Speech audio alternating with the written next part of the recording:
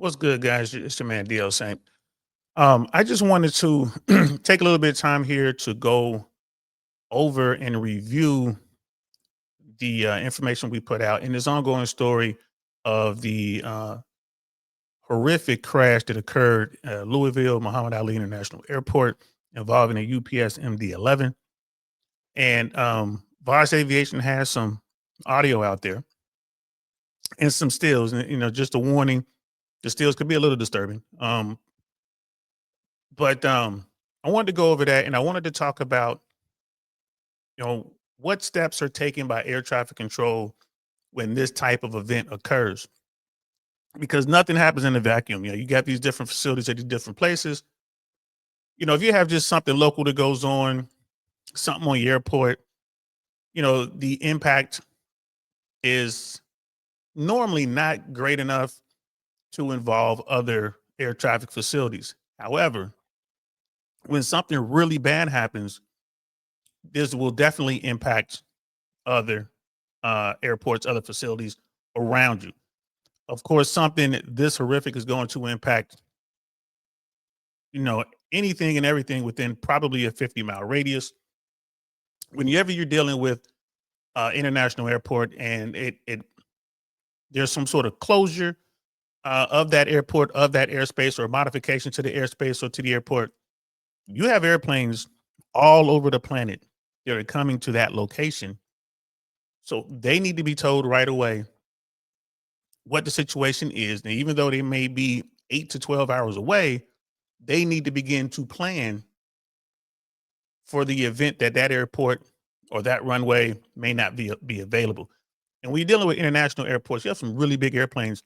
They need to have certain types of runway. The runway needs to be long enough, obviously, but the runway has to be strong enough to handle the weight of the aircraft. Some aircraft are so heavy that if the runways and taxiways aren't built a certain way, built to withstand their weight, the airplane will simply sink into the pavement. I've seen it before. When I began my career at Van Nuys Airport in California, there were a couple taxiways on the airport and some runways that could not sustain the weight of certain aircraft. Some of the ramps were like that, and we had to know as air traffic controllers, because you didn't want to inadvertently give an aircraft permission or instruct an aircraft to taxi onto one of these surfaces. If you do, the aircraft will sink into the surface. And yeah, I've seen that happen before. Luckily, I wasn't the controller who did it, but I was up there and I saw it happen. And so when you're dealing with the big airports, the international airports, and these big airplanes, all that comes into effect. You have to factor all that in. So obviously, once the crash occurred in Louisville, even though the crash itself, the majority of the crash was off the airport, the NTSB, the FAA, the local authorities, the airport authority, they're going to shut the airport down, the entire airport, and then they're going to slowly reopen when they get to that point. Once everything is secure, they're going to slowly look at reopening, because safety is always first.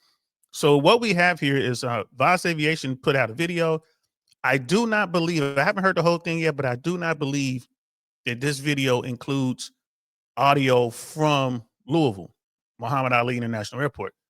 This is audio from an adjacent airport, smaller general aviation airport. And this is really good to watch, guys. So you know, a lot of you guys watch this content. You want to know what it's like in the aviation world from an air traffic controller's perspective. This is the perfect video for that. You know, for those who don't know, I am a retired FAA air traffic controller, well over 20 years in the business. Before that, I was in the Army as a tactical air traffic controller. Different world, different business, but same core, the same core principles. The same core training. It's just what I did in the Army was way different than what I did as an air traffic controller for the FAA. So we're gonna watch this video in its entirety. It's about a little over 5 minutes.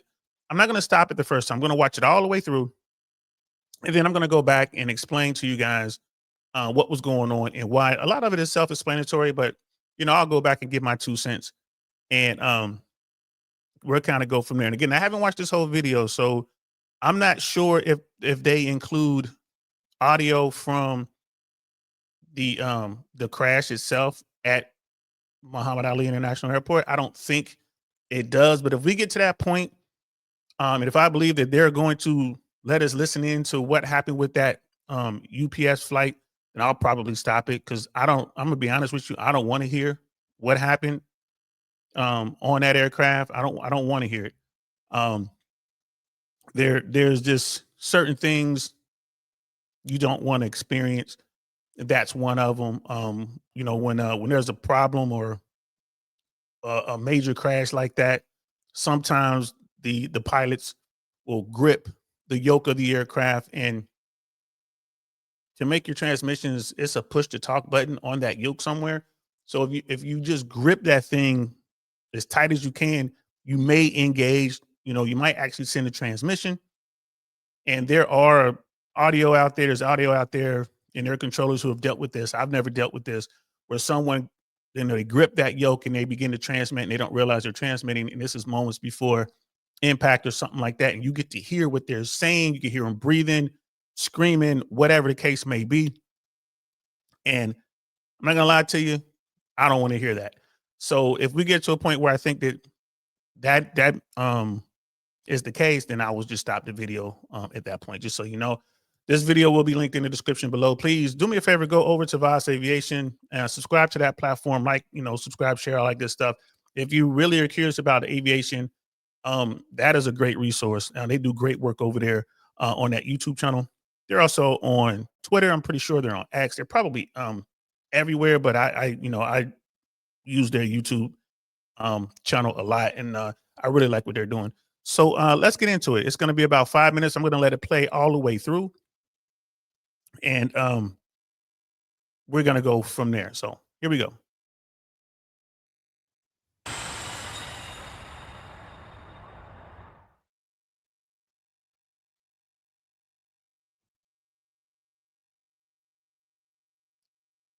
This is video from the impact of the MD-11. I think this is from the perspective of an employee or someone, or no, surveillance camera on one of the buildings, surveillance camera. Horrible, horrible crash. And then there's the breakdown there, of course.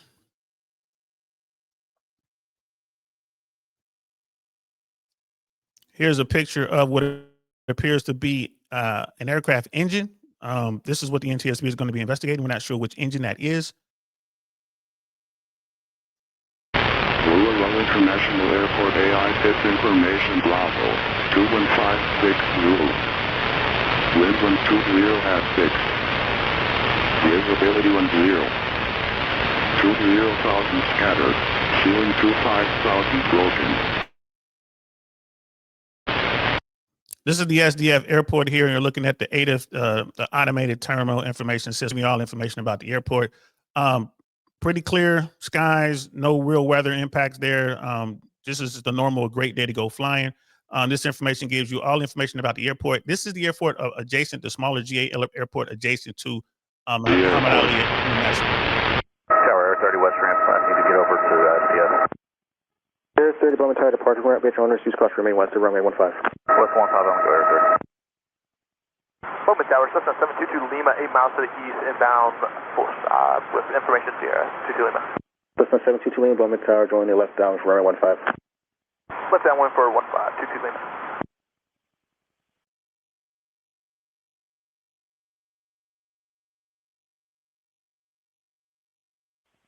Aircraft, use caution for increased smoke moving in direction of Bowman from west to east. Aircraft, use caution for smoke moving west to east. And Bowman Tower 183, we're going to make this a full stop. Bristol 3 Raleigh, Roger, runway 15 clear land. 15 clear land, 3 Bravo, anybody. And Tower for 3 Bravo Tango, we'd like to enter the pattern for a full stop. 0 Tango, Roger, enter left down for runway 15. Left down on runway 15, 3 Bravo Tango.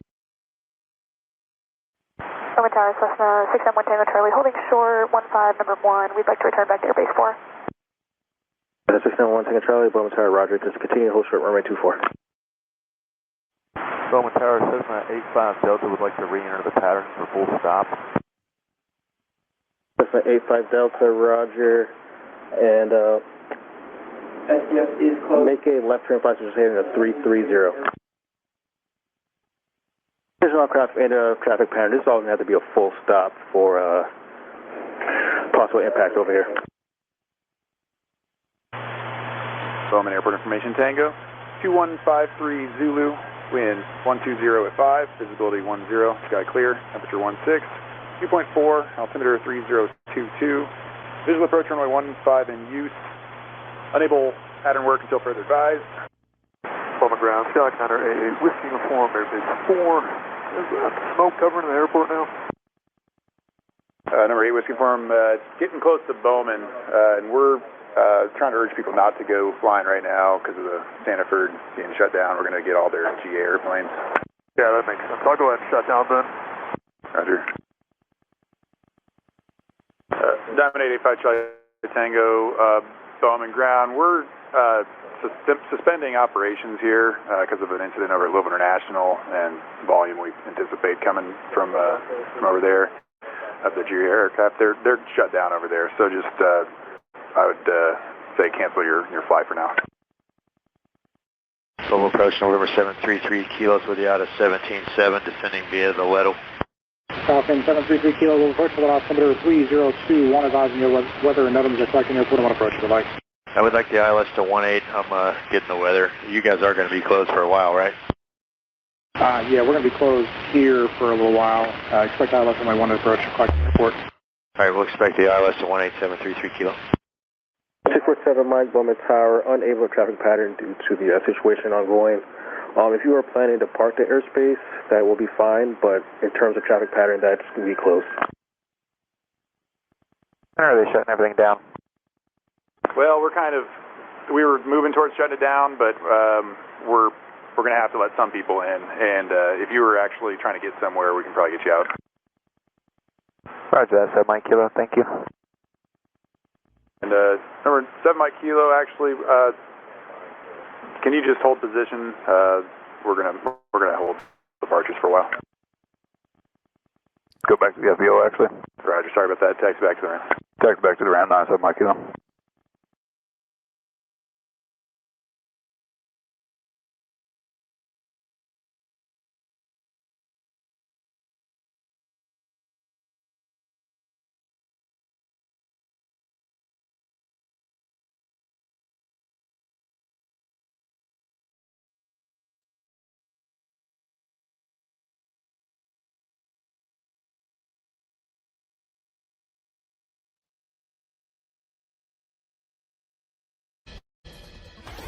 All right. My bad. Let me go ahead and shut this down. All right. So Bowman Tower, Cessna 671. we're just going to run that back here from the beginning. This time I'm going to be patient with me there for a second. I have to find that. Here it is. I'm going to pull this up again. So, all right. Sorry about that, guys. I am I'm everything. I'm the host, I'm the producer, I'm the director, I'm the production assistant, I'm everything here. So just, I appreciate you bearing with me. All right, so we let that play all the way through. And the reason I wanted to is I just want you guys to hear in real time, what it's like when you're dealing with these type of situations. The air traffic controllers all over the region, are feeling the impacts. It's like, all right, what's going on? So you have this small general aviation airport. You got this Bowman Tower that's really close to, I guess that's SDL, like Louisville International, I guess it's SDF. I'm sorry, SDL. No, that's San Diego Lumber. I'm not even sure what the identifier is for Louisville International.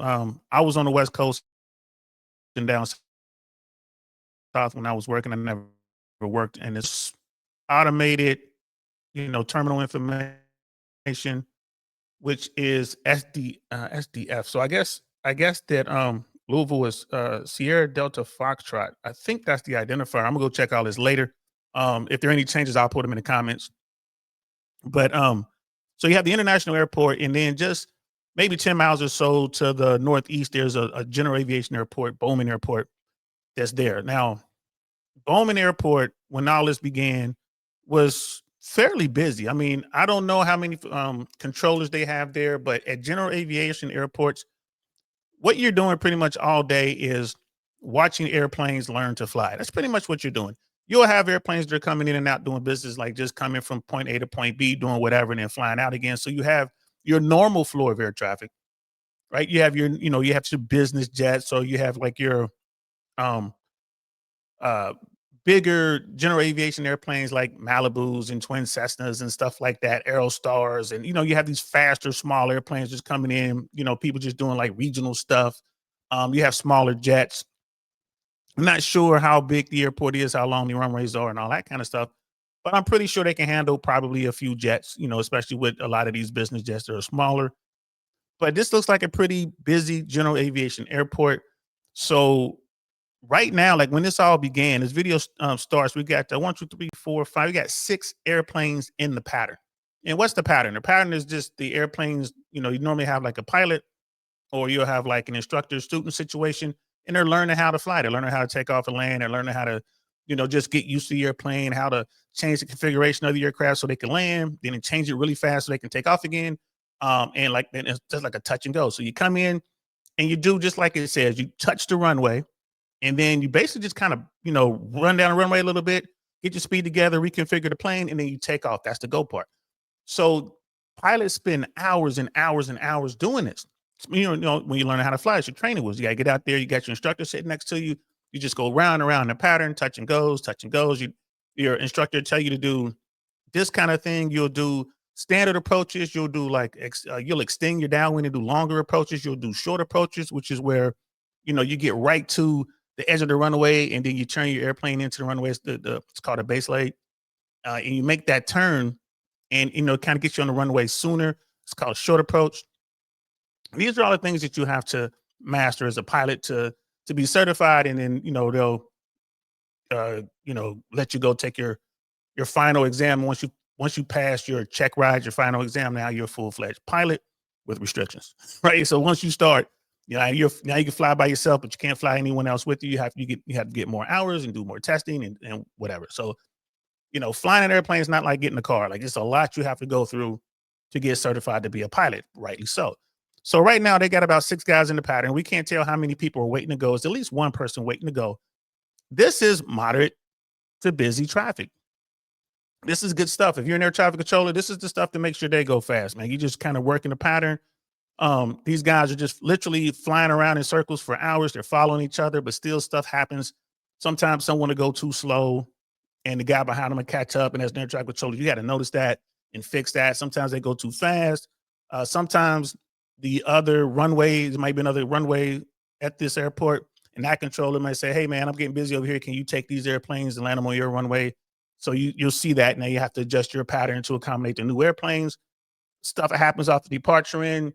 The other controller might say, "Hey, man, I got an airplane needs to go your way. It's going to cut through your airspace." You know what I mean? Okay, cool. I'm going to move this guy out the way. So I'm going to move 395 behind you. 395, you're approved to go, eastbound or whatever, northeastbound or whatever the case may be. So air traffic controllers are constantly working, to remedy these small little issues. Then of course, there's, you have emergencies. You might have one of these airplanes are flying around. All of a sudden they got a rough running engine. They need to land right now. Right. So you can accommodate that. Sometimes the engine shuts off. Like, okay, we just lost our engine. They're going to, they'll call an emergency and land, but you're dealing with smaller airplanes, and you just deal with the situation as they come, right? Stay busy. The international airport, most of the time at international airports, they don't accommodate pattern work. Depends on the type of airport. Like at Miami International or LAX, you're not going to be able to get pattern work. Like, hey, I want to come in and do a touch and go. They're going to laugh at you and tell you to go away. It's too busy for that. No, you cannot come over here and practice landing and taking off. Although they will ask, people will ask, can I do a touch and go?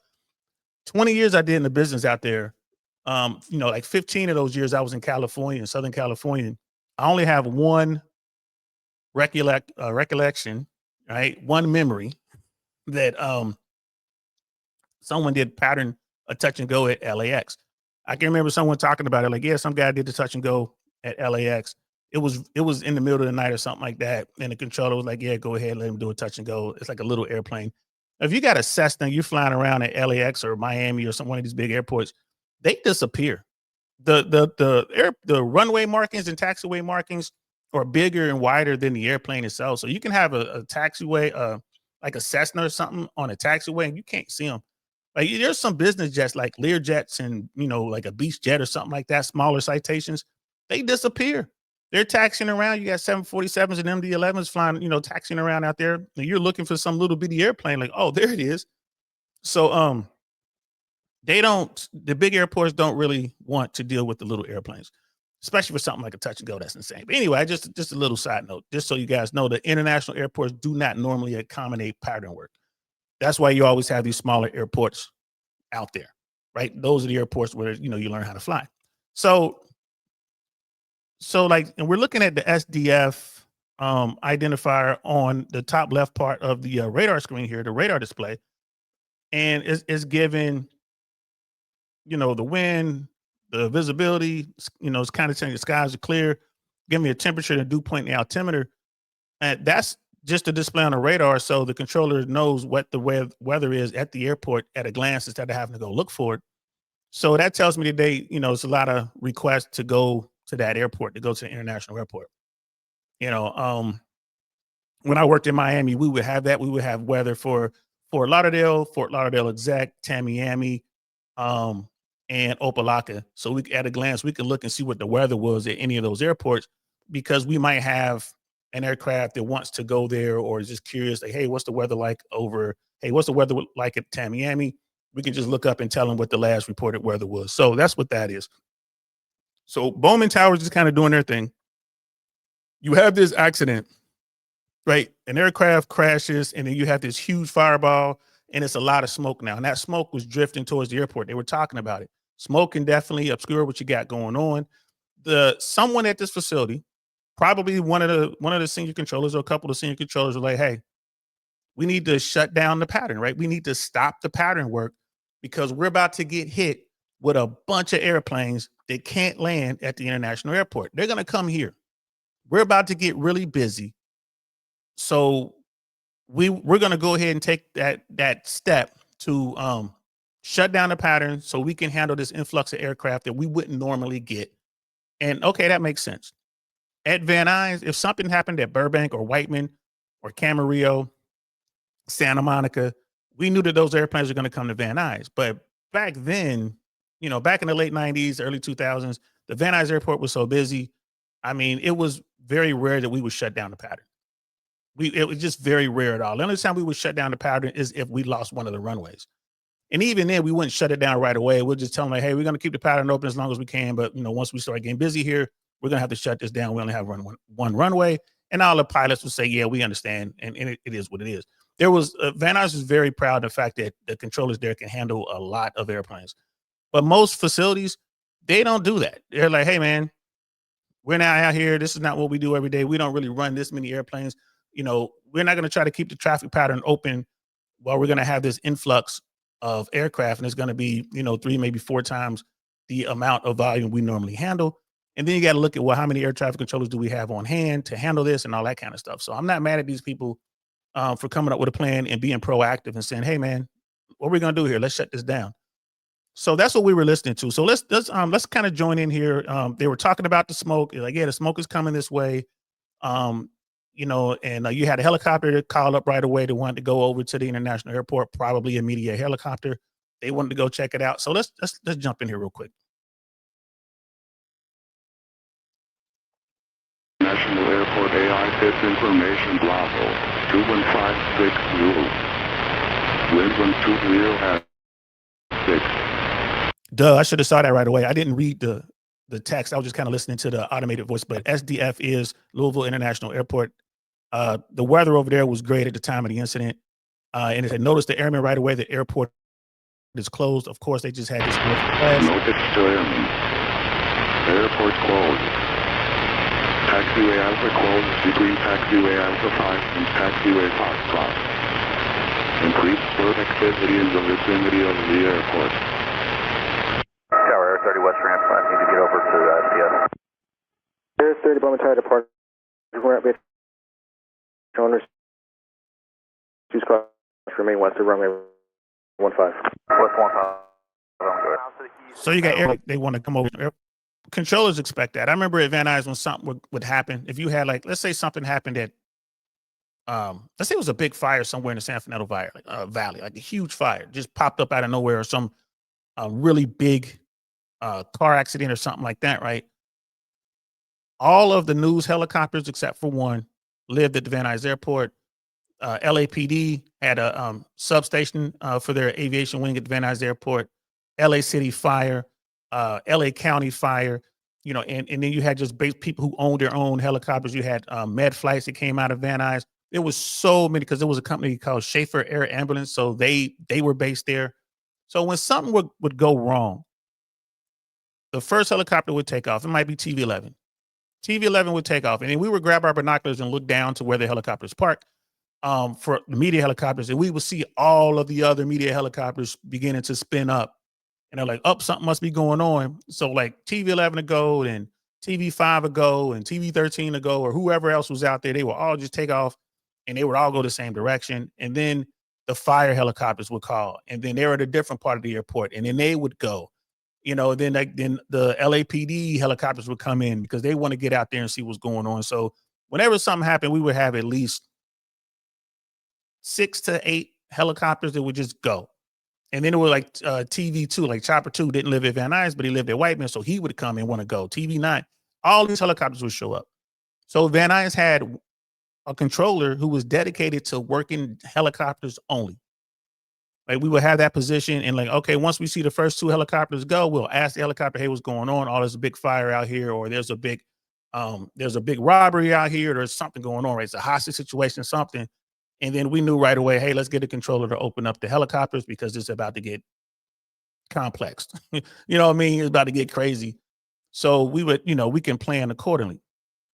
And I'm pretty sure the same thing was going on here at Bowman Tower. They saw the smoke. I'm pretty sure someone was telling them what was going on. Like, hey, man, we just had this thing, an airplane crash over at International Airport.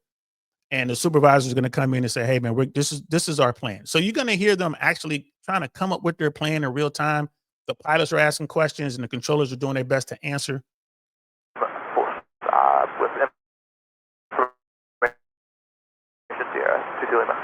Cessna 722 Lima, Bowman Tower, join the left down for runway 15.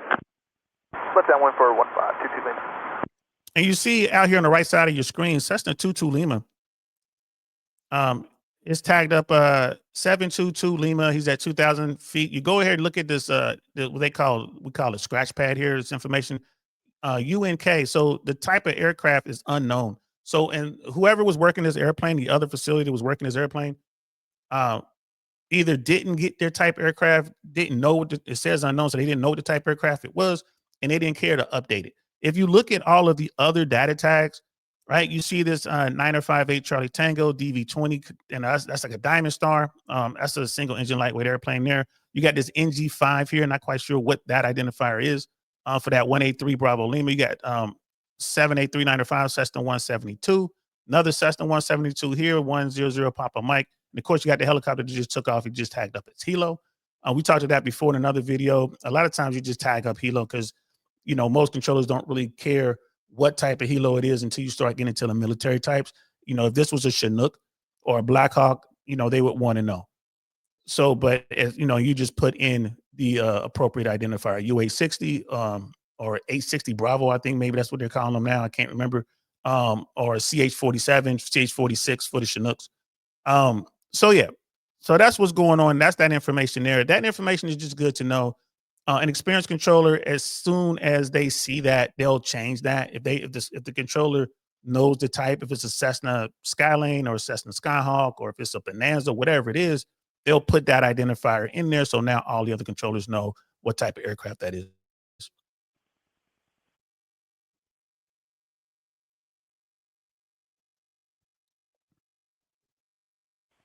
Check aircraft, use caution for increased smoke moving in direction of Bowman from west to east. Hey, you see that dark smoke, and that smoke is gonna, you know, the wind's blowing in the direction of their airport. that dark smoke is going to affect what they're trying to do. It makes it really hard for other aircraft to see each other, makes it hard for the tower to see the aircraft out the window. Of course, it's not going to affect the radar. And it's just another factor that you have to take into consideration. Like, you don't, nothing is to be taken for granted. Like, hey, we got this smoke coming this way, guys. Get ready. The smoke is coming. That's basically what want the pilots to know. And then you have instructors and students on these aircraft. And it's like, you know what? We don't want to deal with the smoke. Let's go ahead and stop. Let's just go ahead and, let's put the airplane away. Let's go home, or let's go to a different airport. Right. So they're going to have to decide what they want to do. Aircraft, use caution for smoke moving west to east. And Bowman Tower 183, we're going to make a full stop. Still 3 rolling, Roger, runway 15 clear to land. And you see that right away. He's talking about the smoke. They're on board. They're trying to figure it out. You're like, you know what? This is 3 Bravo Lima. We're going to make this a full stop. That means we're going to land, and then we're going to taxi back and park the airplane. We're going home. We're full stop. We're done. Or they're going to make a full stop, figure out what they want to do. Let's say they don't live at this airport. We're going to make a full stop and maybe put in some sort of request to go to another airport, maybe an IFR request, maybe some sort of VFR request, but they want to talk to radar guys. We'll call it flight following. So they want to land the airplane. Pilots don't like to think while they're busy flying the airplane. Like, hey, let's go ahead and put the airplane down and let's figure this out. But I think this guy's 3 Bravo Lima probably lives there. He's like, hey, we're just going to do a full stop. Who knows how long they've been out there? Maybe they've been out there for a couple hours already, just working on the pattern. So it's like, you know what, we're not going to deal with this. They know, like, it's about to get busy over here. 15, go land. 3 Bravo Lima, again. And tower for 3 Bravo Tango, we'd like to enter the pattern for a full stop. 0 Tango, Roger, enter left down for runway 15. Left down on runway 15, 3 Bravo Tango. Now, I don't see that 3 Bravo Tango. I don't know if you guys see it. I don't see 3 Bravo Tango. He gave him left traffic from 15, so it's going to basically fly the way these other airplanes are flying. Left traffic means to fly on the left downwind, and then you make your base, and then you're final, and then you land. So it's probably going to come somewhere in the vicinity of this 722 Lima. It's probably going to be out there somewhere. Bowman Tower, Cessna 691 Tango Charlie, holding short 15, number 1. We'd like to return back to Airbase 4. 691 Tango Charlie, Bowman Tower, Roger. Just continue to hold short runway 24. Now that call right there, you had an aircraft that said, hey, we're holding short of this runway 24. We want to go back to Airbase 1. I'm assuming that airplane was taxiing out and was wanting to join the pattern, but they probably had their phone out. They see what's going on. Again, they probably realize it's going to be crazy over here. So, hey, man, let's just go back, park the airplane. We'll come back tomorrow and try this, because you just don't want to deal with what may happen next. Tower Cessna 85 Delta would like to re-enter the pattern for full stop. Cessna 85 Delta, Roger. And SDF is closed. Make a left turn, flight just heading to 330. There's no craft in a traffic pattern. This is all going to have to be a full stop for possible impact over here. So right there, the controller was talking to that airplane. The airplane said, hey, we want to re-enter the pattern for a full stop or whatever. And you can hear the controller kind of thinking, right? Normally, it's a no-brainer. Someone wants to enter the pattern, you tell them how to get to, all right, you ready to come in here? All right, left base or straight in or left traffic for the runway. Simple as that. You just tell them how to do it. But that controller was thinking. And then you can hear some noise in the background. I believe at that point, the supervisor came up and said, hey, man, we're going to go ahead and shut the pattern down. No pattern work. Why? Government shutdown. We have limited controllers. We have no idea what the overflow is going to be, but we know we're about to get some more airplanes. And it's not going to just be small airplanes. It's going to be, medium-sized, faster, lightweight aircraft, and you're going to get some jets probably. We need to get ready for that. So he was kind of listening with one ear to what's being said behind him, but he's also paying attention to his runway. He's got 2 on final there. He got that 0 Papa Mike and that 4 Victor Tango. They're touching down. He still needs to watch and provide separation there. He can't allow himself to get completely distracted, even though he knows there's some bigger things brewing. You have to stay focused as an air traffic controller. And so you're like, all right, let me make sure my runway is clean. All right, these 2 airplanes on final, they have their separation. Everything's fine. Cool. Now I can turn around for a second. Hey, what are we doing? We're shutting the pattern down. Okay, fine. You don't even care why at that point. You can probably figure out why, but at that point, I don't care about the details. We're shutting the pattern down. That's all I need to know. Now I got to come up with a plan to give everyone a full stop. I need to let the aircraft know, like, hey, we're shutting the pattern down. So the pilots can, tell me their intentions. Attention all aircraft in the east pattern. Due to the situation at Louisville International, we're shutting the pattern down, saying intentions.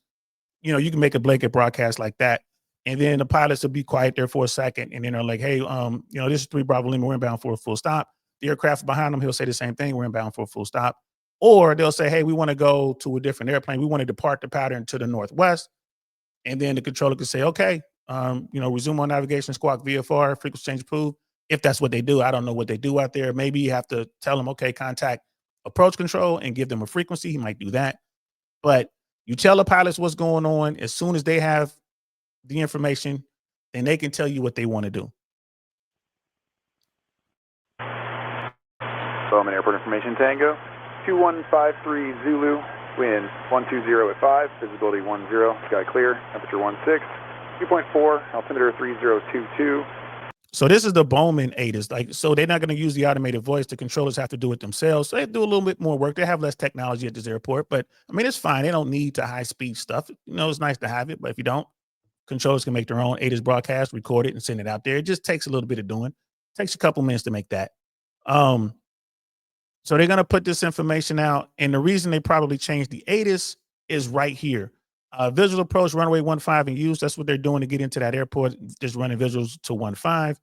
Unable pattern work until further advised. So they're shutting down the pattern. And that means you can't come in here and just fly around in circles. You got to come in full stop only. And then you'll have some pilots who try to, they'll try to work the system. They'll try to, get in there like, oh yeah, I'm inbound for a full stop. And then on short find, I got a problem, I need to go around, or Now, then they're gonna go back to where they came, and it's like that's them just trying to work the system. But when you have something bad that happens and you can see the smoke and the news, you're not gonna try that. You just don't want to be in the system because the system may become strained at this point. Visual approach runway 15 in use. Unable pattern work until further advised. On the ground, Sky Counter AA, Whiskey Uniform, Airbase 4. Is that smoke covering the airport now? Number 8 Whiskey Uniform, getting close to Bowman, and we're trying to urge people not to go flying right now because of the Sanford being shut down. We're going to get all their GA airplanes. Yeah, that makes sense. I'll go ahead and shut down then. Roger. So that was an aircraft. That was a pilot who was just about ready to start taxiing out because he wanted to do some pattern work, and he sees the smoke, and he's probably opened up his phone. He knows the news, like, all right, there was a big crash over there. So he was like, you know what, before I do anything else, let me ask the tower what's going on. Hey, ground control, what's going on? Hey, we're thinking about coming out to work the pattern, but we see the smoke coming, and ground control told him, like, man, we're shutting the pattern down, bro. That smoke isn't here yet, but it's coming. Plus, we're going to get a whole bunch of airplanes from all over. We're shutting the pattern down. The guy was like, all right, that's a good idea. You know what? We're just going to go home for the day. All right, that's air traffic control. That's it right there. That's why the air traffic controllers are there. Not just to keep you safe in the air and all that. That's our primary mission. I'm retired now. That was the primary mission. But just to control all of the weird stuff that's going on. Someone has to make a decision. And the air traffic controllers will make that decision. If the FAA or the NTSB or the local airport authority is hesitant and they don't know what to do, or they're afraid to make a decision, the air traffic controllers are going to make a decision. Just like on 9/11, it was the air traffic controllers who decided we're going to shut the airspace down. We're going to land all the airplanes. The air traffic controllers did that. You're like, bro, we don't know what's going on. America's under attack. There's already been multiple aircraft involved. Man, let's land everybody.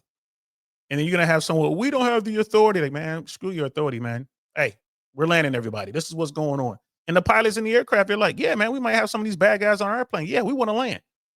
Where can you land? We can land at this airport. We're close enough to CVG, man. We could take CVG. We could take Louisville. We could take Miami. We could take Fort Lauderdale.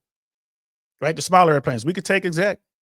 You know what I mean? Hey, bro, we can take Tamiami. We could take Van Nuys. We could take Burbank. We could take Santa Monica. That's what goes on. Someone has to make the call. Once the call is made, everybody takes care of business. And that's the only time in the history of American aviation where we had to shut down the American airspace system. We shut down the NAS. We wouldn't even let airplanes coming in from outside of America. We sent them to other countries. That was an amazing feat. And this is what air traffic controllers do. There's no protocol for that. There was no practice for that. No one ever thought something like that would happen. But when it did happen, the controllers were able to take control of the situation and make it happen, and did it within a matter of hours. What they did was absolutely amazing. So shout out to all the controllers on that day, 9/11, and shout out to all those pilots out there who made that happen.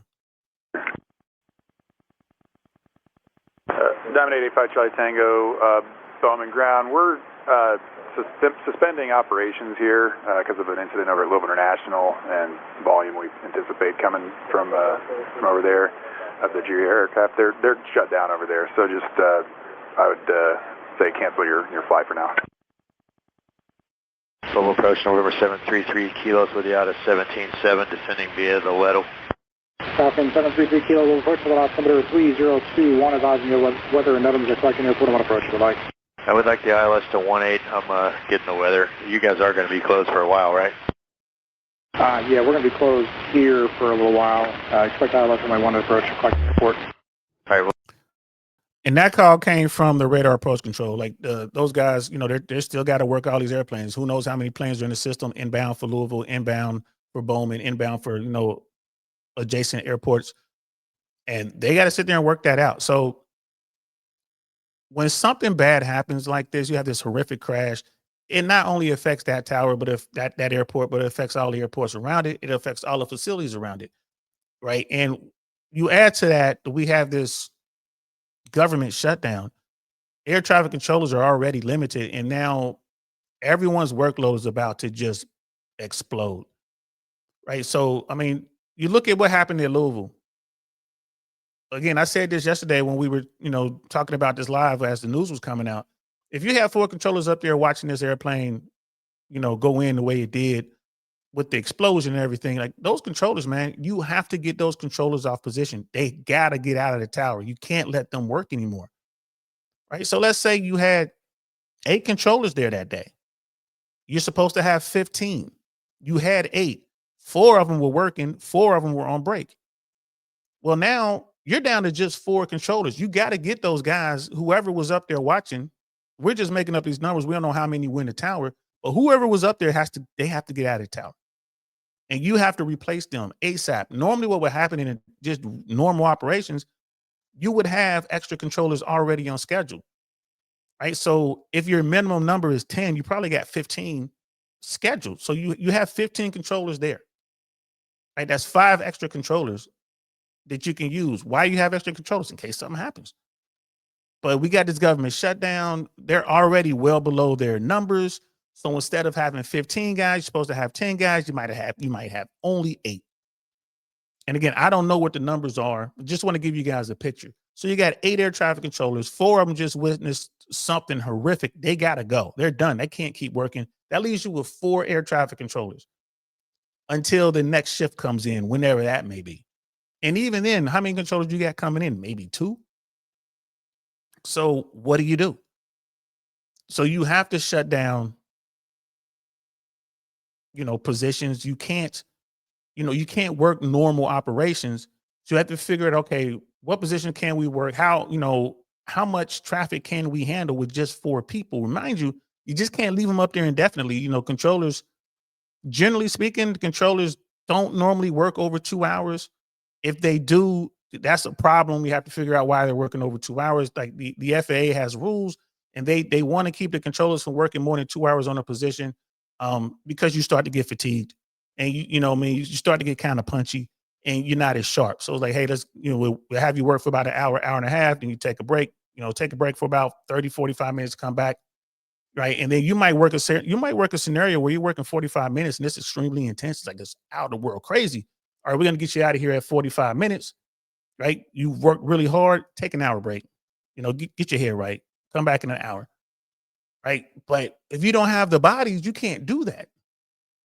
So yeah, the airport is shut down. The airspace is shut down. You're down to maybe 4 controllers. Like you're down to a percentage of your normal workforce, and you got to figure out how you're going to get through the rest of the night, because you just can't pick up the phone and call air traffic controllers because we got this government shutdown, and a lot of them just aren't available. But, when something like this happens, people step up. They'll see this and they'll try to stay. Like, man, I'm okay. I can stay. It's like, no, we can't let you stay, man. You just saw this thing. You just witnessed this thing. We can't let you stay here. We got to at least send you home for today. Come back tomorrow kind of thing. But this is air traffic control. This is how, the supervisors have to figure it out. This one of your 4 people who witnessed the accident could have been your supervisor. Right? And then that supervisor might say, all right, I'm going to stay, but I'm not going to work in the air traffic. I'm just going to stay and answer the phones. I'm okay to answer the phones. and I can just stay to maybe advise the controller in charge or another supervisor who comes in. I mean, if I can, sometimes people just aren't right, man. You witness something like that, and you're just not right. So it's like, okay, I'm not going to work any more airplanes, but at least I can handle the phone because the phone's going to be ringing off the hook. It's going to be so much coordination that needs to be done. I can stay up here and answer the phones, and I can deal with anything like that. I can take care of the paperwork while the controllers get over there and they can control and do whatever they got to do. Don't know how they shut down Louisville. I don't, of course, the runway is going to be shut down where the accident occurred. There's debris all over the runway. NTSB is not going to release the runway until they do a thorough investigation, get what they need. But the airspace itself might be open, so there still might be airplanes flying through and coming through. So someone's going to have to control those airplanes. So you're going to have some controllers dealing with that. They may open it up to where airplanes can depart, but no airplanes can land. So you're going to need a controller to deal with that because you have multiple runways. You might be able to go to another runway and just have departures. Like, who knows what's going to happen? But I just want to give you guys an insight on how the FAA handles these major events. And it's just kind of flying by the seat of your pants. You're just figuring it out. You're making a decision. You come up with a plan and you work that plan until someone comes along and changes it. Like, okay, we got more information. We got to change our plan. And that's what we heard at Bowman Tower. Bowman Tower just working, and the controllers are just kind of doing their normal thing. And they look up and they see the fireball. The phone calls start coming in. The controller chatter starts going back and forth. And they say, hey, now they know what happened. Okay, they still got the pattern. They got 6 guys up there, maybe more. They're busy. They're doing their thing. And then more information is coming in. It's like, hey, guys, we're going to have to shut down the pattern. Okay, fine. Say less. We're going to shut it down. They let the pilots know, hey, we're going to shut down the pattern. The pilots are like, okay, cool. Right? There's still information there's certain jobs need to be done. Like you have to make a new ATIS. Again, you're answering phone calls. You're making phone calls. You're dealing with stuff. You're trying to figure out what your staffing is. Right? You're trying to deal with all this, all these things going on. And then, like, hey, man, we're going to get a whole lot of airplanes coming over here because they can't land at Louisville. So now you got to come up with that plan. All right, let me get as many guys on break as I possibly can. So in 30 minutes, I'll have fresh controllers up here. Let me stop training if there was training going on, which I doubt there's any training going on in the air and VFR towers or anywhere in the system at this point because the government shut down. Let me stop training. Let me call my boss and see if we can make some phone calls. Maybe get someone to come in to kind of help. Maybe get someone who's already scheduled to come in earlier or something like that, which is going to be very difficult because we're in the middle of the shutdown, but you still got to try, right? You might be able to get 2 or 3 controllers like, hey, man, you guys are supposed to be here at 8. Can you come in at 6? And maybe they will. They, probably won't. But once they see what's going on, they might even call and say, hey, man, I'm supposed to come in. You want me to come in early? You might have some controllers there to say, hey, man, I can stay late. I understand it's a shutdown, but I want to make sure these people are safe. I want to make sure these pilots get the service they need to be safe. Controllers will step up, even though, our government and our elected officials are letting them down. The controllers aren't going to let down the users of the system. We're not going to just, I keep saying we, but they're not going to just leave these pilots hanging and leave a situation that's dangerous out there for these pilots. They're going to step up and say, hey, man, let me help recover these airplanes. Let's get as many people on the ground as safe as we can, and then I'll go home while still working within the confines of our contract. So, all right, there you go. That's it. That's a bunch of stuff that I just had to throw out there. I was hoping to get this done in 30 minutes. Went a little longer. But hey, guys, that's air traffic control. You can see how one accident can spill over and, create work for other airports in the area, plus other facilities. And this is just the job of the controller. We don't complain about it. At least I didn't when I was in there. Like when it was something like this, you wanted to get in there and save people. That was our job. We can cry and bitch and moan about stuff later when there's nothing going on. But in the heat of the moment, safety is the number one issue. This is why flying is the safest form of travel in America, bro, and it always will be. Controllers are always going to do their job, whether they're getting paid or not. So that's it. That's all I got, guys. I don't have anything else to say about that. But if you have any questions, comments, concerns, hit me up.